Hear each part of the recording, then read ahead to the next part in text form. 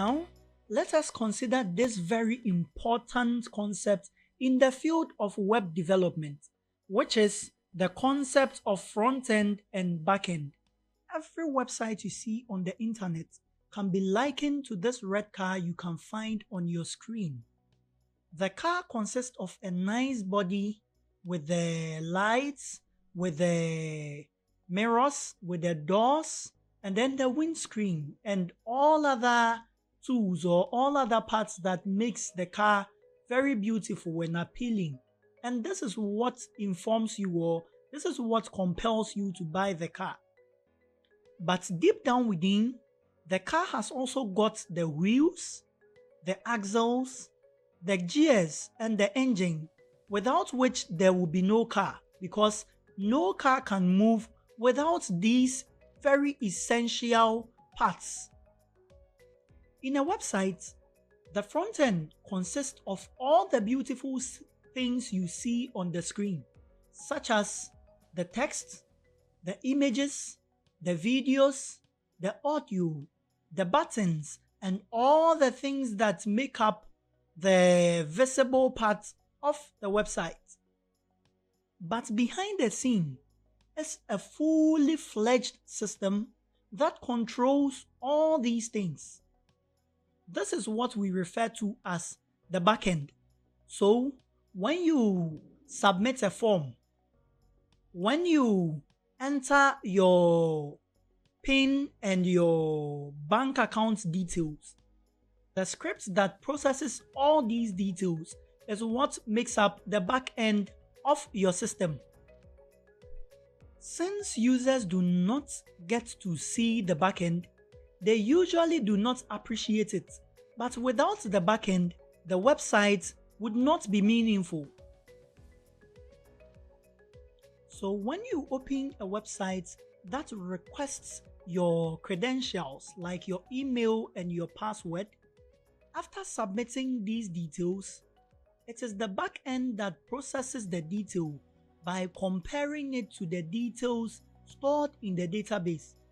When the matching returns true, you are given the opportunity to enter the portal and then display all the things related to you and you alone. Since you do not see what is happening behind the scene, you may not appreciate the level of detail and the level of things that happen at the back. All that you would care about is that you should be given the ability to enter your dashboard. Although in a website, front-end and back-end are not independent of each other, front-end and back-end developers can handle their task independently for some time before they merge their codes in order to build a fully functional website. So, bottom line is that in web development, there are two groups of developers, the front-end developers and the back-end developers. The front-end developers take control over the general appearance of the web page, whilst the back-end developers look at how to manage traffic, how to process requests, and how to authenticate anybody who is entering the website. Though we have programmers that specialize in front-end development, whilst others also specialize in back-end development, there are some individuals who know both concepts and are called full-stack developers. So it means that a full-stack developer can build both the front-end and the back-end of the website because they are well versed in the concepts underlying both areas. So in this course, we are going to cover both front-end and back-end concepts in order to make you a full-stack developer.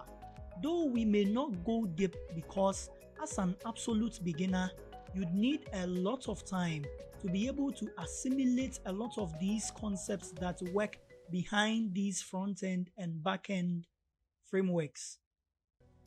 To develop the front-end of a website, you may require tools like HTML, CSS, JavaScript, or you may go for some JavaScript frameworks such as Angular, React, Svelte, Vue, jQuery, or even some CSS frameworks such as Bootstrap, Tailwind CSS, Material, and the likes.